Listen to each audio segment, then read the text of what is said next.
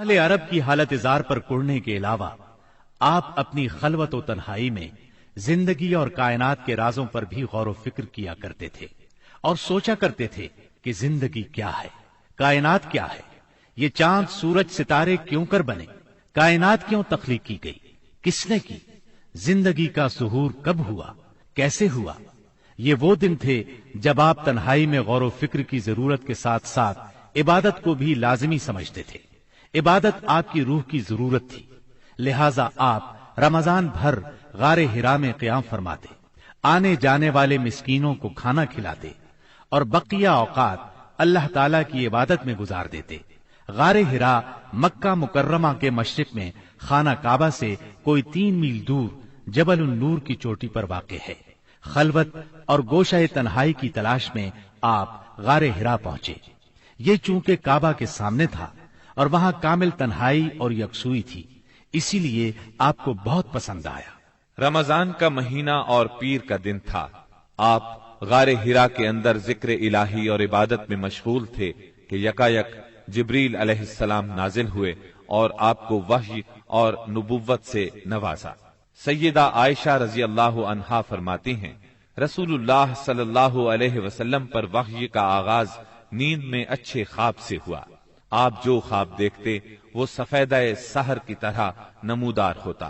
फिर आपको तन्हाई पसंद आने लगी, चुनाचे आप गारे हिरा में खलवत फरमाने लगे और कई कई रात घर आए बगैर इबादत करते और इस अरसे के लिए तोशा भी साथ ले जाते।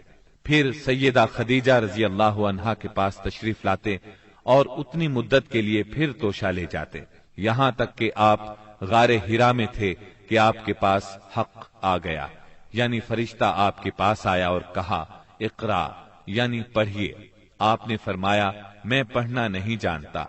रसूलुल्लाह सल्लल्लाहु अलैहि वसल्लम फरमाते हैं कि इस पर उसने मुझे पकड़ लिया और इस जोर से दबोचा कि मुझे चूर कर डाला और फिर मुझे छोड़कर कहा इकरा, यानी पढ़िए।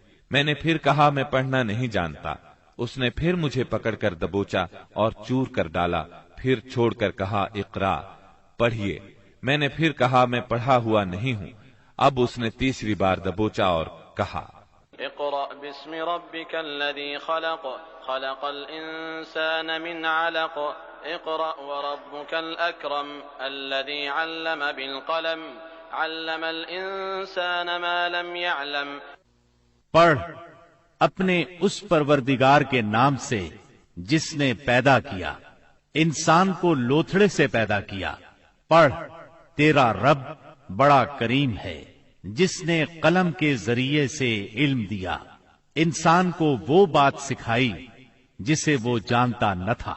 अब आपने ये आयत पढ़ दी, फिर आप इन आयत को लेकर वापस आए। आपका दिल कांप रहा था। आपने सैयदा खदीजा रजी अल्लाह अन्हा के पास पहुंचकर फरमाया, मुझे चादर ओढ़ा दो, मुझे चादर ओढ़ा दो। उन्होंने चादर ओढ़ा दी, यहां तक कि दहशत जाती रही। फिर आपने सैयदा खदीजा को वाकया सुनाया और फरमाया, मुझे अपनी जान का खौफ है। उन्होंने कहा, अल्लाह की कसम, ऐसा हरगिज नहीं हो सकता। अल्लाह आपको कभी रुस्वा नहीं करेगा।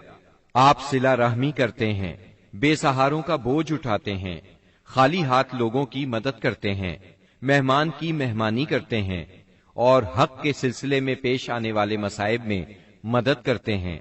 इसके बाद सैयदा खदीजा आपको अपने चचाजाद भाई वरका बिन नौफल के पास ले गईं। ये जाहिलियत के दौर में ईसाई हो गए थे, अबरानी लिखना पढ़ना जानते थे और अबरानी में इंजील लिखते थे। उस वक्त बूढ़े और नाबीना हो चुके थे। सैयदा खदीजा रज़ी अल्लाह अन्हा ने उनसे कहा, भाईजान आप अपने भतीजे की बात सुने। वरका बिन नौफल ने कहा, भतीजे कहो तुम क्या कहते हो। आपने जो कुछ देखा था बयान कर दिया। इस पर वरका बोले, ये तो वही फरिश्ता है जो मूसा अलैहिस्सलाम पर नाजिल हुआ था।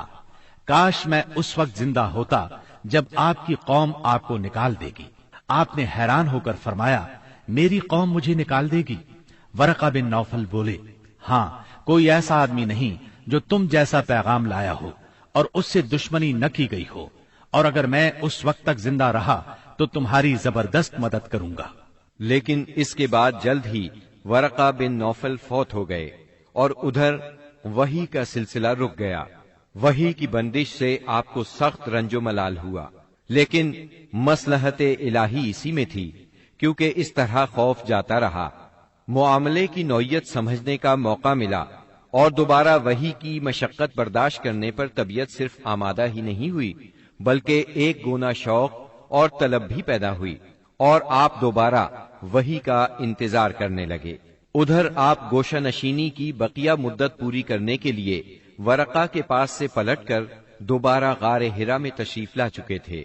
جب ماہ رمضان ختم ہو گیا اور آپ کی اعتکاف کی مدت پوری ہو گئی تو عادت کے مطابق پہلی شوال کی صبح حرا سے اتر کر مکہ معظمہ روانہ ہوئے۔ نبی کریم صلی اللہ علیہ وسلم ارشاد فرماتے ہیں، میں پہاڑ سے اتر کر میدان میں پہنچا تو مجھے پکارا گیا۔ میں نے دائیں دیکھا، کچھ دکھائی نہ دیا، بائیں دیکھا تو بھی کچھ دکھائی نہ دیا، سامنے دیکھا تو بھی کچھ دکھائی نہ دیا، پھر پیچھے دیکھا تو وہاں بھی کچھ نظر نہ آیا۔ اس کے بعد میں نے سر اوپر اٹھایا تو کیا دیکھتا ہوں کہ جو فرشتہ حرا میں میرے پاس آیا تھا وہی آسمان و زمین کے درمیان موجود ہے۔ یہ دیکھ کر میرا پورا وجود اس کے روب سے بھر گیا، یہاں تک کہ میں زمین کی طرف جھک گیا۔ پھر میں خدیجہ کے پاس آیا اور کہا، مجھے چادر اڑا دو، مجھے چادر اڑا دو، مجھے کمبل اڑا دو، ٹھنڈے پانی کے چھینٹے مارو۔ انہوں نے کمبل اڑا دیا، ٹھنڈے پانی کے چھینٹے مارے، پھر یہ آیات نازل ہوئی۔ یا ایھا المدثر قم فانذر وربک فکبر وثیابک فطہر والرجز فاہجر۔ اے کمبل پوش، اٹھ اور لوگوں کو ان کی بدعملی کے نتائج سے ڈرا، اپنے رب کی بڑائی بیان کر اور اپنے کپڑے پاک رکھ اور گندگی سے الگ تھلگ رہ۔ بعثت نبوی کے ابتدائی 3 برسوں میں آپ چپکے تبلیغ کرتے رہے۔ اس دوران میں سیدنا ارقم رضی اللہ عنہ کا گھر اسلامی تحریک کا مرکز بنا۔ یہ گھر کوہ صفا کے دامن میں واقع تھا۔ نمازیں گھروں کے اندر اور پہاڑوں کی گھاٹیوں میں پڑھی جاتی رہیں۔ اس تبلیغ کے ذریعے سے چراغ جلتا رہا۔ آپ نے سب سے پہلے ان لوگوں کو تبلیغ فرمائی جن کے آپ کے ساتھ تعلقات تھے۔ آپ کو اپنے ان قریبی ساتھیوں کی طرف سے مایوسی کا سامنا نہیں کرنا پڑا۔ عورتوں میں آپ کی زوجہ سیدہ خدیجہ رضی اللہ عنہا، غلاموں میں زید بن حارثہ رضی اللہ عنہ، مردوں میں سیدنا ابو بکر صدیق رضی اللہ عنہ اور لڑکوں میں سیدنا علی رضی اللہ عنہ نے سب سے پہلے اسلام قبول کیا۔ خفیہ دعوت و تبلیغ کا یہ سلسلہ قریباً 3 سال تک جاری رہا۔ اس عرصے میں جن حضرات نے اسلام قبول کیا ان کے نام یہ ہیں: بلال بن رباح، عثمان بن عفان، زبیر بن عوام، عبد الرحمن بن عوف، طلحہ بن عبید اللہ، سعد بن ابی وقاص، عمرو بن انبسہ، خالد بن سعد بن عاص، عمار بن یاسر، خباب بن ارت، ابو عبیدہ بن جراح، سعید بن زید، جعفر بن ابی طالب، عبداللہ بن مسعود، ابو سلمہ، عثمان بن مظعون، صہیب رومی اور ارقم رضی اللہ عنہم۔ مجموعی طور پر قریباً 40 افراد نے اسلام قبول کیا۔ ان حضرات کو السابقون الاولون کہا گیا۔ اس خاموش تبلیغ کے نتیجے میں 40 افراد نے اسلام قبول کیا۔ اس طرح اسلام کی بنیاد مضبوط ہو گئی۔